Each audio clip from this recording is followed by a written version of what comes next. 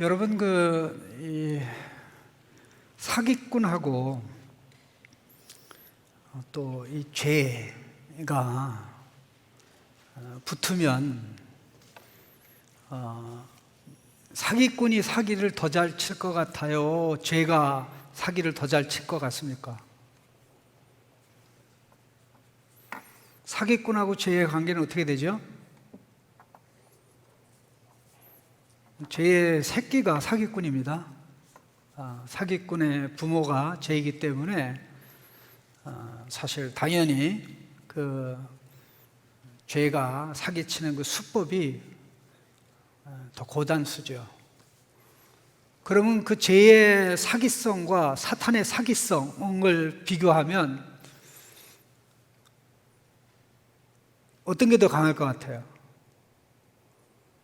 당연히 이 사탄의 그 사기성이 상상을 초월하죠. 우리가 사람에게 속지만 사실 안 속는 사람도 예외적으로 있을 수 있는데 죄에게 속지 않는 사람은 없습니다. 죄를 택배 기사라고 얘기하면 어마어마한 물건을 배달해 준다고 하고 한 번도 현장에 배달해 주는 적이 없어요. 한 번도 배달해 주지 않습니다. 항상 기가 막힌 것을 약속하는데 나중에 그 제2의 택배기사가 배달해 주는 것은 행복이 아니라 불행을, 탄탄대로가 열리는 길이 아니라 돌이킬 수 없는 멸망의 나락으로 떨어지는 것을 배달합니다. 하나님께서는 이것을 다윗에게 깨닫게 해주시고 분별하게 하셔서 지난날에 다윗이 택한 잘못된 선택이 얼마나 자신과 왕조의 파괴적인 결과를 가져오는지 우리가 또 다윗이 이걸 통해서 확인하게 되는 줄로 압니다. 행동에는 자유가 있지만 행동을 한 다음에는 책임이 따릅니다. 꼭 기억하시기 바랍니다. 행동한 다음에는 반드시 책임이 따르는데 그 책임을 어느 누구도 회피할 수가 없습니다. 다윗은 2년 사이에 2번 자식들한테 농락당하는 일이 있었습니다. 그런데 단지 자식에게 속어서 그냥 허탈할 정도면 문제가 안 되는데 자식에게 속을 때마다 사건이 하나씩 터져요. 2년 전에 암논에게 속았습니다. 암논이 죽어가는 사람의 연기를 기가 막히게 해내서 그가 건강한 모습이었다면 결코 허락하지 않을 다윗의 예쁜 딸을 다말을 암논에게 보내어 요리하고 또 케이크를 암논에게 바치게 하는 일을 결코 허락하지 않았을 것입니다. 그러나 그 결과는 비참합니다. 다말은 죽은 인생과 같았습니다. 있으나 압살롬의 집에 갇혀서 황량하게 지냈다, 처량하게 지냈다라고 했는데 그 처량하게 지냈다는 말에 해당되는 단어가 무엇이냐면요, 21절에 사막과 같이 됐다라는 말입니다. 폐허 상태, 완전히 버려진 인생이 되는 거죠. 그 사건으로 인해서 압살롬은 치밀하게 복수극을 준비를 했습니다. 참 제일 무서운 사람이에요. 분을 표출을 안 해요. 다만 말을 안 하는 것 뿐이었지 분을 표출하지 않아요. 그러고는 이를 갈면서 너 때가 되면 제거하고 말 거야. 다말아, 잠잠해. 마음 상하지 마. 오라버리나 어떻게 할 수가, 지금은 어떻게 할 수가 없어. 때가 되면 내가 날려버릴 거야. 그렇게 해서 2년을 준비를 했습니다. 근데 모두가 혀를 내찰 정도로 D-Day를 기가 막히게 잡았어요. 축제일을 D-Day로 잡은 겁니다. 축제일은 긴장을 풀고 허리띠를 풀고 마음껏 즐기는 그런 날입니다. 이 축제일에 해당되는 정확한 날은 양털을 깎는 날입니다. 양털을 깎는 날은 그야말로 1년의 농사, 그러니까 가축이죠. 1년 동안 가축, 특별히 양을 키워서 양털을 이제 깎아서 이제 추수하는 그런 것이기 때문에 사실 이로 인해서 말로 할 수 없는 기쁨과 즐거움이 있습니다. 여러분, 성경에 이제 양털 깎는 날 혹은 양털을 깎을 때라는 몇 가지 장소를 확인해 보면 항상 축제가 있었다는 것을 알 수가 있습니다. 다윗이 외삼촌 집에서 20년의 삶을 정리하고 도망쳐 나오는 D-Day로 삼았던 날이 외삼촌이 양털 깎는 그 축제일이었어요. 그래서 몰래 지두새도 모르게 온 가족을 데리고 도망 나왔고요. 그리고 유다가 이 친구가 양털을 깎는 축제일에 이 창녀로 위장한, 또 이름도 공교롭게도 동일하게 다말입니다. 창녀로 위장한 다말을 만나서 그 다말을 임신시키는 그런 일이 바로 언제 일어났습니까? 양털 깎는 그 축제 기간입니다. 그리고 사무엘상 25장에도 나발이 아비가일의 남편이죠. 뭐 양이 어마어마하게 많은데 어마어마한 축제죠. 그 축제일에 다윗이 자기 사람들을 보내서 추운 날씨에 내 사람들이 네 양을 지키는 수고 많이 했으니까 이 잔칫날에 좀 먹을 거를 좀 많이 싸줘라, 그렇게 얘기하는데 그가 다윗을 저주함으로 인해서 결국 다윗이 분노해서 그를 죽이려고 하다가 아비가일의 설득으로 이제 단념했고, 그 아비가일의 남편 나발은 바로 축제가 끝나기도 전에 사실 그 축제를 누리지도 못하고 하나님이 치셔서 결국 죽고 말았습니다. 그런데 어쨌든 이런 그 축제의 날에 왕자들을 초청해서 이제 암논을 제거하면 모든 것이 순조롭게 된다고 생각을 하였던 것입니다. 근데 이 겉으로는 이제 보복, 원수를 갚는 건데, 그러나 압살롬은 그렇게 경박한 사람이 아닙니다. 생각이 깊고 계획이 치밀합니다. 단지 여동생 다말을 보복해 주는 그것으로 끝날 사람이 아니고, 그 보복을 통해서 결국 자기의 지위와 신분이 왕위 계승 2번 타자에서 1번 타자로 바뀌는 겁니다. 어찌 된 거예요? 압살롬이 셋째 아들이거든요. 근데 둘째 아들이 있는데, 둘째 아들은 방금 제가 말씀드렸던 아비가일이 낳은 아들입니다. 근데 이 아들은 족보에만 나오고 활동에 관한 기록이 성경에 전혀 없어요. 이게 왕이 되는 것에 관심이 없었는지 아니면 어느 시점에 죽었는지 아무도 몰라요. 그러니까 압살롬의 입장에서는 암논이 제거되면 자동적으로 자기가 이제 왕위 계승 1순위가 되는데, 그는 몇 가지 좋은 조건을 가졌어요. 그가 가지고 있는 조건들은 다 좋은 것들이에요. 첫 번째, 압살롬의 외할아버지가 왕이에요. 다른 나라, 그술이라는 나라의 왕이에요. 그러면 자기 엄마가 그술이라는 나라의 왕의 딸이지 않습니까? 다윗에게 그 왕이 딸을 준 거죠. 그러면은 자기 딸이 아들을 낳는데 아들을 뭘로 키우고 싶겠어요? 다윗을 이어서 왕이 되는 그것을 당연히 노리는 것은 당연한데, 그런데 이 압살롬이 기가 막히게 잘생겼어요.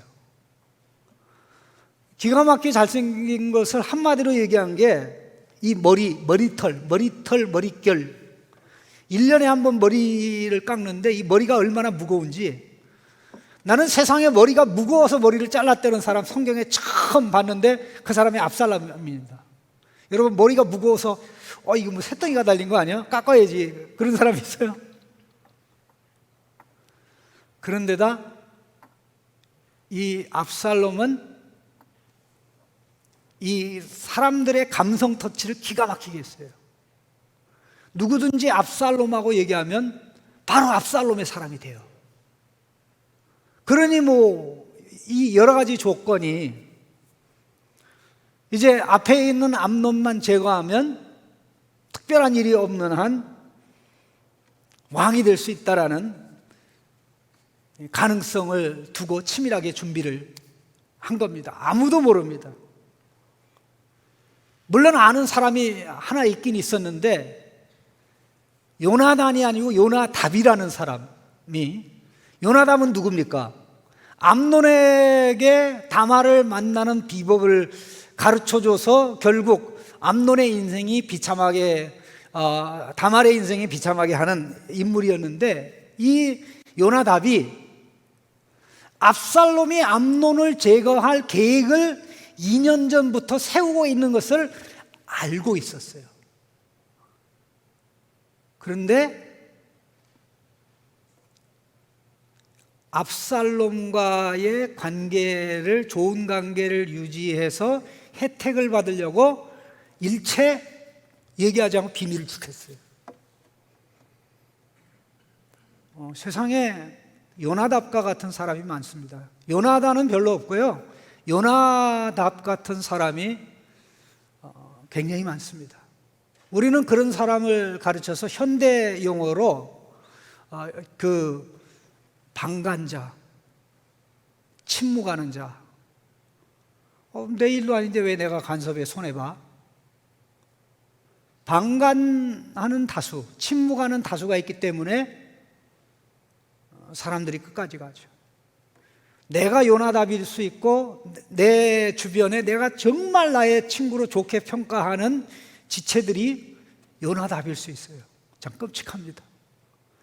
그런데 중요한 사실은 하나님이 왕이 죄를 지면 징벌하신다고 그랬는데, 하나님이 천사를 동원해서 징벌한다고 그랬습니까?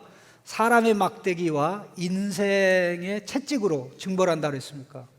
사람의 막대기, 아담의 후손이라는 사람을 통해서 이제 징계하신다고 그랬는데, 바로 첫 번째 징계가 암논의 그 못된 성폭행을 통해서 딸이 폐인이 되는 그와 같은 일이 일어나는데, 그게 시작된 것도 다윗이 다말을 암논의 집에 보냄으로 시작이 됐습니다. 그리고 2년 후에 이제 압살롬은 치밀하게 준비해서 이제 모든 걸 진행합니다.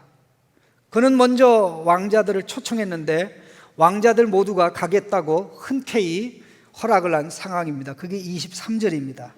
압살롬이 왕의 모든 아들을 청하고 초청하고 그들이 다 수락한 겁니다. 그런데 그들이 다 수락을 했다고 할지라도 자기들 마음대로 못 가죠. 왕의 재가가 떨어져야 됩니다. 왕이 가면 자동적으로 왕자들은 오게 돼 있죠. 근데 이 압살롬이 머리 쓰는 것을 여러분 잘 보시기 바랍니다. 압살롬이 왕에게 나와서 말합니다. 24절에 이제 종에게, 당신의 종에게라고 되어 있습니다. 본문에는 당신의 종에게 양털 깎는 일이 있사오니 청하건대 왕은 신하들을 데리고 당신의 종과 함께 가셨으면 좋겠습니다 라고 초청을 한 겁니다. 아들로 왕 앞에 나간 게 아니라 종의 자격으로 나간 겁니다. 마치 누가복음 15장에 두 탕자에 비유해서 큰아들하고 비슷합니다. 그런데 왕이 내 아들아, 우리가 그렇게 갈 것이 없다. 참 축하할 일이지만 내가 움직이면 많은 사람들이 움직이는데 그렇다면 너한테 재정적으로 엄청난 피해가 돼. 그래서 나는 내 아들에게 피해주고 싶지 않다. 사실 압살롬은 진심을 다해서 아버지를 초청했지만 압살롬은 아버지가 노하기를 바랬어요. 그러니까 이게 무서운 거예요. 네? 노하기를 바랬어요. 만약 아버지가 가게 되면 자기 계획에 차질이 생겨버리죠. 네? 암논을 제거하는 게 가능하겠어요? 그런데 왕이 못 가겠다고 그러니까 속으로 잘됐다 이렇게 내색하지 않고 왕에게 또 간청을 해요. 왕이요, 그래도 오셔야 됩니다. 25절 보세요. 누를 끼칠 것 같아서 못 가겠다라고 하니까 압살롬이 그에게 또 간청을 하는 거 있죠. 아들아, 미안하다. 나는 너한테 폐 끼치고 싶지 않아. 그러면서 축복 기도를 해준 거 있죠. 하나님이 아들에게 복을 주셔서 정말 양털을 깎는 이 기쁨을 누리게 하시고 이 귀한 시간을 가지도록 하시니 감사합니다. 그런데 그 축복하는, 마치 그 야곱이 에서의 이름으로 이삭 앞에 나와서 축복하려는 아버지를 속이는 것 같은 그 장면을 우리는 여기서 또 한번 확인할 수 있는데요. 그러니까 압살롬이 그래도 왕께서 오시기를 원하지만 정 못 오시겠다면 내 형 암논이 우리와 함께 가는 것을 허락하여 주옵소서. 이 간땡이도 크지? 예? 이게 지금 속에 있는 게 나온 거 아닙니까? 근데 우리말은 이렇게 되어 있는데 원문에는 어떻게 되어 있냐면요, 우리와 함께 가게 하소서 내 형 암논이, 이렇게 되어 있습니다. 암논을 그 나쁜 새끼가 아니고 내 형이라고 부른 것은 처음이에요. 내 형이라고 부른 것은 처음이에요. 그러니까 다윗이 눈치채고 암논이 너와 함께 갈 이유가 뭐냐. 자, 2년 전에 암논의 연기에 속아가지고 딸을 아무 의심 없이 보내다가 사고가 났잖아요. 근데 그 트라우마가 아마 있었을 가능성이 많은데, 그러니까 그래서 조심 했는데 이게 2년을 치밀하게 준비한 놈 앞에서 어찌할 거예요? 참. 압살롬은 내색도 안 하고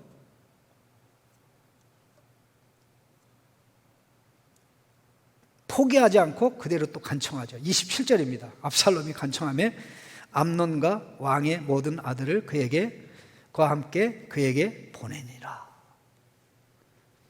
자, 다윗이 갔으면 좋겠다고 2번 간청하고, 그리고 이제 암논은 보내달라고 1번 간청하고, 이제 그러면 또 간청을 해서 다윗이 생각하기를, 나는 못 가지만 왕자들이 다 가면 그래도 신변에 문제는 없지 않겠나. 왜냐하면 왕자들이 가면 왕자를 이제 테이크케어하는 경비병들이 갈 거 아닙니까? 이렇게 생각을 했는데, 자, 참 여기서 놀라운 게 압살롬이 복수를 위해서 이렇게 치밀하다는 것입니다. 또 복수를 위해서 이렇게 포기를 안 한다는 거죠. 그런데 중요한 것은 이 압살롬만 포기 안 한 게 아니라 암논도 포기를 안 했고 더 나아가서 다윗도 포기하지 않았습니다. 이 세 남자의 공통점은 잘못된 욕망 앞에서 물러서지 않았다는 것이죠. 다윗이 잘못된 욕망이 정욕에 일어날 때 하나님이 던져주는 사인을 듣고 이거 아니구나 하고 물러섰다면 추문이 없었을 겁니다. 사람을 죽이는 일이 없었을 것입니다. 암논이 사랑해서는 안 될 다말을 사랑하는데 뜻을 이루지 못해서 좌절하게 되는 상사병에 걸리는 그런 상황에서 이거는 내가 잘못된 거야, 나를 가르치는 선생님한테 얘기하든가, 그러기 위해서 이걸 멈췄으면 되는데 멈추지 않았죠. 압살롬이 똑같죠. 바로 이 두 아들의 모습 속에 아버지의 모습이 들어가 있는 그대로 다윗이 뿌린 씨가 제약의 씨를 자식들에게서 거두는 겁니다. 여러분, 수학자라는 사람에게 내가 질문할게요. 이 암논 더하기 압살롬 하면 답이 뭡니까? 수학 계산이 안 됩니까? 암논 더하기 압살롬 하면 답이 뭡니까? 다윗이죠. 다윗입니다. 암논은 아버지가 범한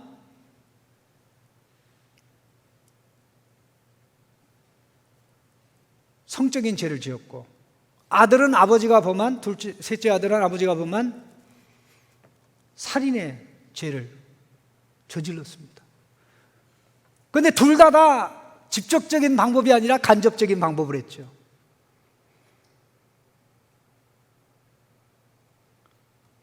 그러니 얼마나 치밀하게 다 계획해서 이미 다 명령을 해놨습니다. 종들에게 어떻게 하라고? 28절 보십시오. 압살롬이 이미 그의 종들에게 명령하여 이르기를 너희는 이제 암논의 마음이 술로 즐거워할 때, 여기서 말하는 술은 포도주입니다. 소주나 빼갈 같은 거 아닙니다. 성경에는 소주나 빼갈 그런 게 없어요.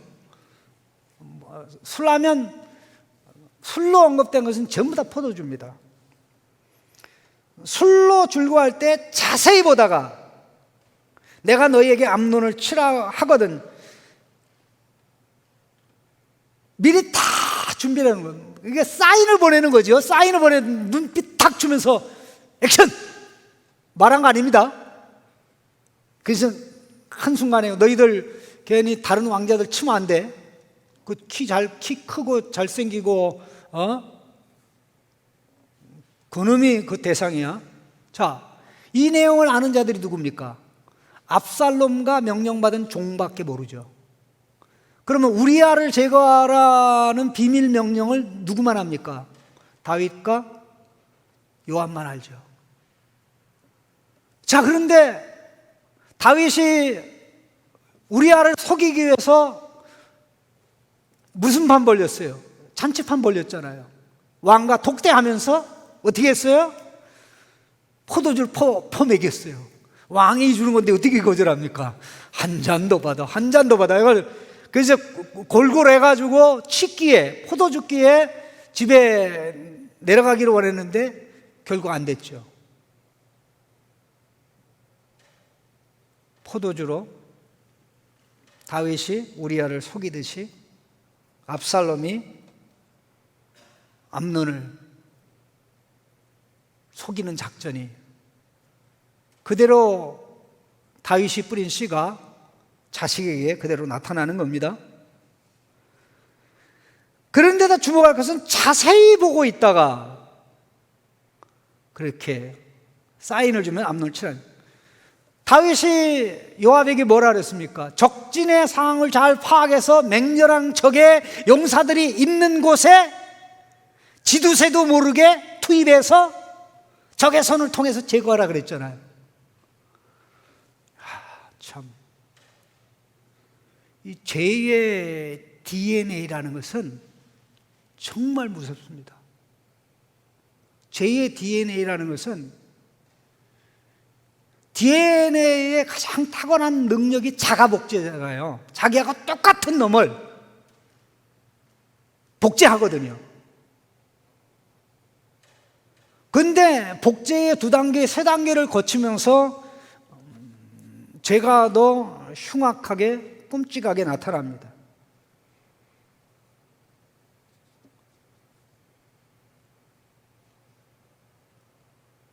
그런데 이 일이 이제 벌어졌습니다. 그야말로 축제 중에 이런 만찬과 기쁨의 축제가 그 한순간 비극으로 바뀐 거죠. 비극으로 바뀐 거죠. 왕자들을 한번 생각해 보세요. 여러 가지 정황으로 볼 때 이때까지도 솔로몬은 아직 태어나지 않았습니다. 계산하면 다 나옵니다. 수학을 못해도 다 연도를 계산하면 대략 나옵니다. 하나님께서 우리가 성경할 때 머리를 굴리기를 원하지 그냥 멍청하게 그냥 아무 생각 없이 읽기를 원하지 않습니다. 그 디텍티브, 이 형사처럼 그렇게 해가지고 포즈를 맞춰서 그거로. 그래서 저는 소설보다는 성경 읽는 게 너무나 재미나요. 소설 같은 거는 허구성이 너무 심하기 때문에, 뻥이 심하기 때문에 그냥 몇 줄 읽다가 그냥 던져버려요.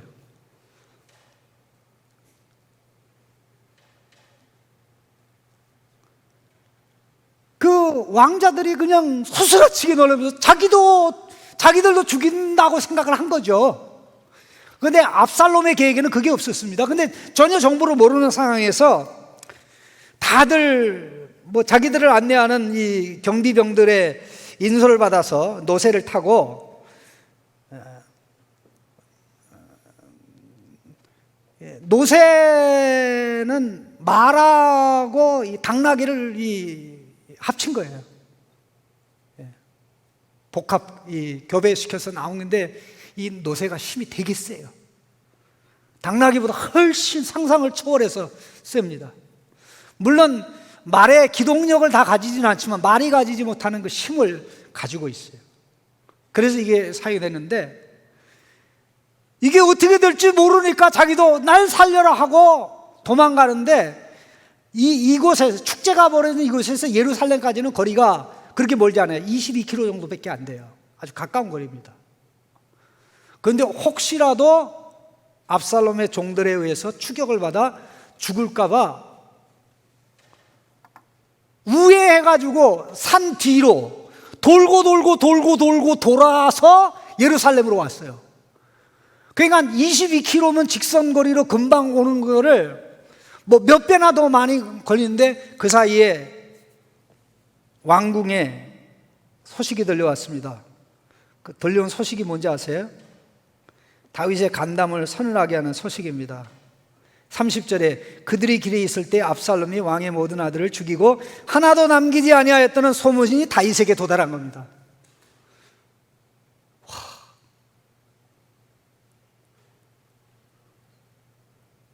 정보를 전해주는 자는 없고 왕자는 다 어디로 사라졌는데 다윗은 가슴을 치면서 땅에 드러눕고 아기가 죽었을 때 일주일 만에 죽었을 때 드러누웠던 그 모습이죠. 신하들도 난리가 났습니다. 그런데 이때 요나답이 왕이여 왕자들이 죽었다고 생각하지 마십시오. 암논만 죽었을 것입니다. 암논만 죽었을 것입니다.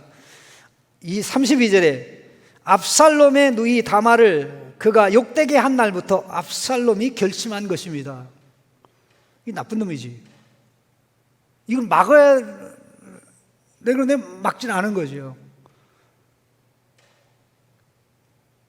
참 이 세상에 내가 요나답처럼 살면 내 주변에 있는 사람들은 죄를 떠나지도 못하고 위기를 모면하지도 못하고 이렇게 됩니다. 근데 모든 유익은 다 보겠죠. 요나답이 거긴 탁월하니까.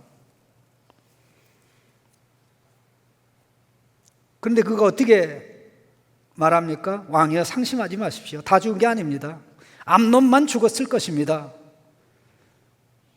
그 말을 딱 하는데 이 경비병이 보십시오. 뒷산 언덕길로 많은 사람들이 옵니다. 이게 여럿이 원문에는 많은 뒷산 언덕길인가 위의 길로 돌고 돌아가지고 지금 여기서 오기를 원하는데 이 뒤에서 오는 거 있죠. 뒤에서. 그러니까 요나답이 뭐라고 얘기합니까? 제가 그렇게 말하지 않았습니까? 저를 써주세요. 요나답은 여기서 더 이상 등장하지 않습니다. 참, 이 내용을 우리가 쭉 보면서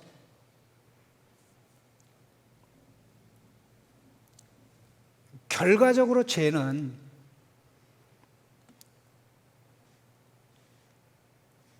우리에게 도움이 되질 않습니다.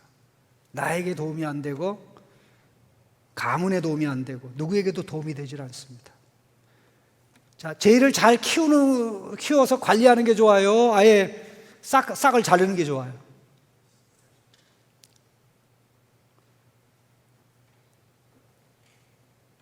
자, 욕심이 잉태하면 뭐가 나요? 죄가 났죠. 그 잉태되기 전에 도려내야 돼요. 근데 하나님께서 반드시 그렇게 역사하는데 잠깐만 안 들어요. 왜?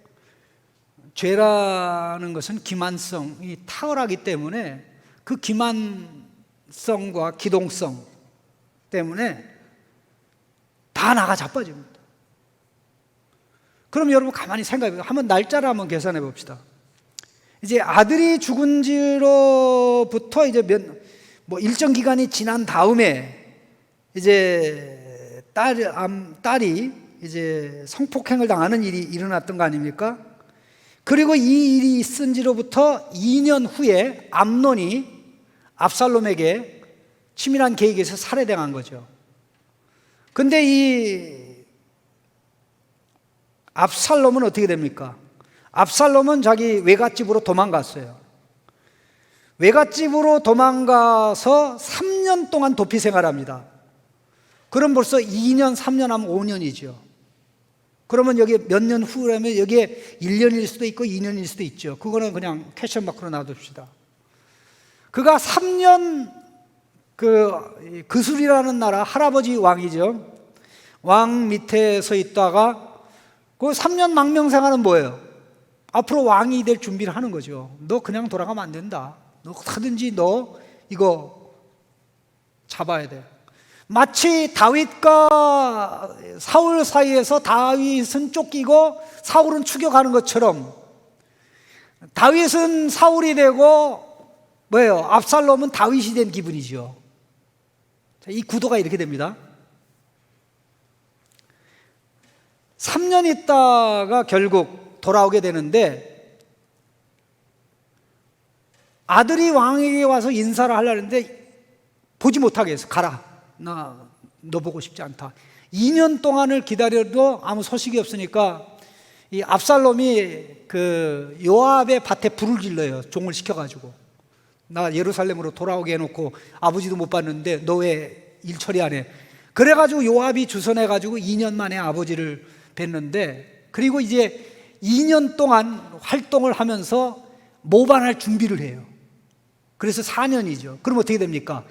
3년 더하기 2년 더하기 4년 하면 몇이 됩니까? 토탈 9년이 되죠. 9년.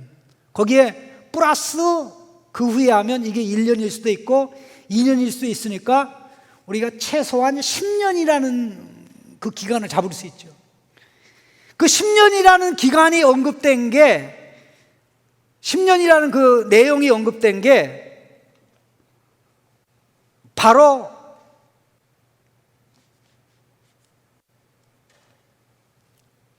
암논의 사건, 압살롬이 암논을 죽인 거, 그리고 나중에 압살롬이 돌아와서 왕을 모반해서 왕권을 찬탈한 이 기간입니다. 근데 이 모든 내용들이 다른 것을 기록하면 좋을 텐데 이런 내용이 다 핵심이 돼 있어요. 그걸 뭘 의미하는 겁니까? 성경 기록할 게 없어서 기록된 게 아니고 너무나 중요하기 때문에 기록했다는 거예요. 여기에 우리 하나님에 대한 정확한 그림이 들어가 있어요. 하나님은 용서로 끝나는 하나님이 아니고 필요한 경우 용서한 죄의 심각성에 따라서 징계를 통해서 거룩의 길로 나가게 하는 하나님이라. 하나님의 사랑은 죄 용서 플러스 필요하면 징계, 이렇게 되어 있는 겁니다. 죄 용서만이 아닙니다. 우리 하나님 착각하면 됩니다. 하나님은 우리가 버릇없는 자로 살기를 원하는 것이 아니라 하나님의 이름을 드러내고 나타내고, 집안이 잘 되려면 장자가 잘해야 됩니다. 큰아들이 잘해야 됩니다. 우리가 다 혜택을 받는 게 하나님의 아들, 하나님의 유일한 장자 예수님 때문에 우리 동생들이 다 호강하는 거예요. 아멘? 인간적으로 그런 역할을 할 사람은 없어요. 이스라엘의 장자가 누굽니까? 왕이 장자 아닙니까? 또 이스라엘 전체는 열방을 향해서 하나님의 장자잖아요. 그럼 하나님의 장자를 대표하는 게 왕이잖아요. 왕이 바른 길로 가도록 연단하고 훈련하는데, 이 기간은 한편으로는 다윗을 거룩과 경건의 길로 가게 하는 기간이면서, 또 한편으로는 솔로몬이 태어날 때 이제 왕이 정신 바짝 차리고 하나님이 원하는 길로만 갈 수 있는 준비 기간이에요. 사실 이 기간 중에 솔로몬 태어나지 않았어요. 여러분 이해가 되시죠? 이미 솔로몬 태어났다고 그 12장에 기록되어 있는데 목사님 무슨 말 하세요? 제가 다 얘기했잖아요. 그 솔로몬은 막내라고. 5째 중에 막내니까 태어나려면 몇 년 정도 걸려요. 10년 잡아야 될 거 아닙니까? 이러한 반란이 일어날 때, 이 일이 축제일에 왕자들이 초청될 때 솔로몬은 사실 존재하지도 않았던 거예요.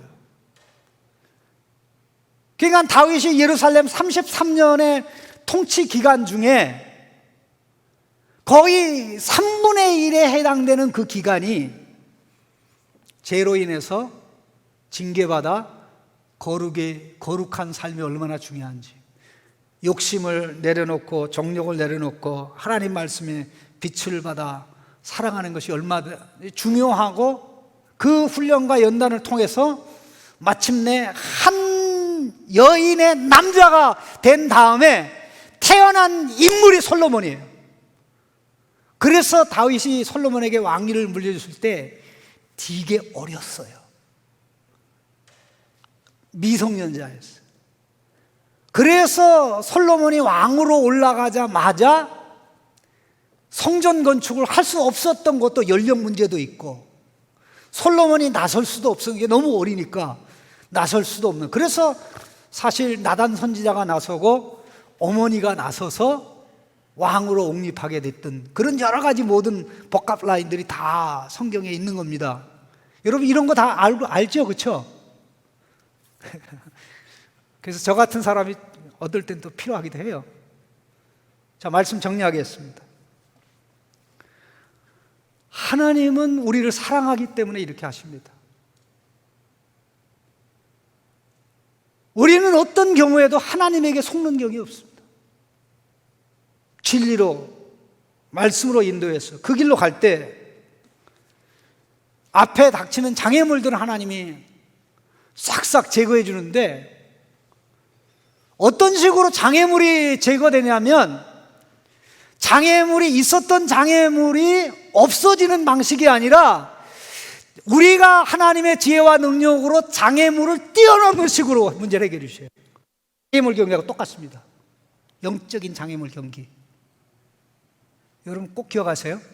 하나님 그런 방식으로 하세요. 그냥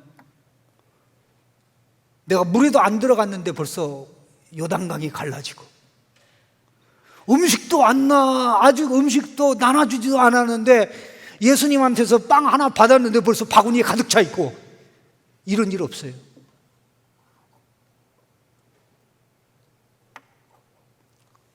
그 상황에 믿음으로 하나님은 나를 실망시키지 않는다, 계획한 대로 하신다.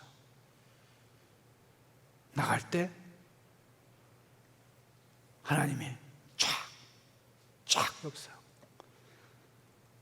그래서 항상 하나님의 도우심과 역사하심은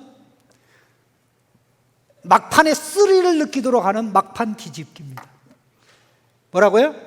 막판 뒤집기. 다 포기할 상황했을 때, 이건 아닌가 봤을 때 탁! 여러분, 이 쓰리를 느끼고 체험하고 경험하면 그 액션 영화 보는 것보다 우리 주님의 인도를 받으면서 살아가는 게 훨씬 더 스릴 넘쳐요. 좀 긴장되고 어떤 때는 많이 울기도 하고 통곡하고 그러기도 하지만 말입니다. 죄는 우리에게 도움이 안 됩니다. 죄는 우리가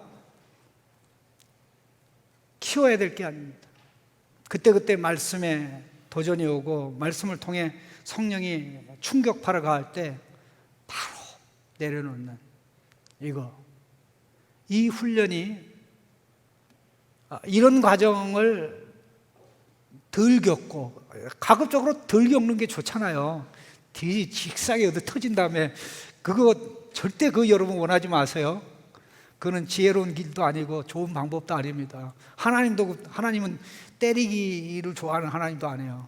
하나님은 때리지 않는 것이 원칙인데, 때리지 않으면 지옥 가게 되면 그때 때려요. 때리지 않으면 더 이상 대안이 없을 때 그렇게 하시는 건데, 밧세바 사건이 결국 그와 같은 성격에 해당되는 거죠. 기도하겠습니다. 여러분은 하나님을 어떻게 알고 계십니까? 여러분의 하나님은 어떤 하나님? 오냐 네가 하고 싶은 대로 마음대로 다 해라. 내가 다 뒷수습해 줄게. 가야 될 길로, 살아야 될 삶을 살도록. 가시밭을 가겠다고 하면 그래 한번 가봐라. 결국 그 고통을 경험하고 두 번 다시 그 길을 안 가도록 인도하는 그런 하나님입니다.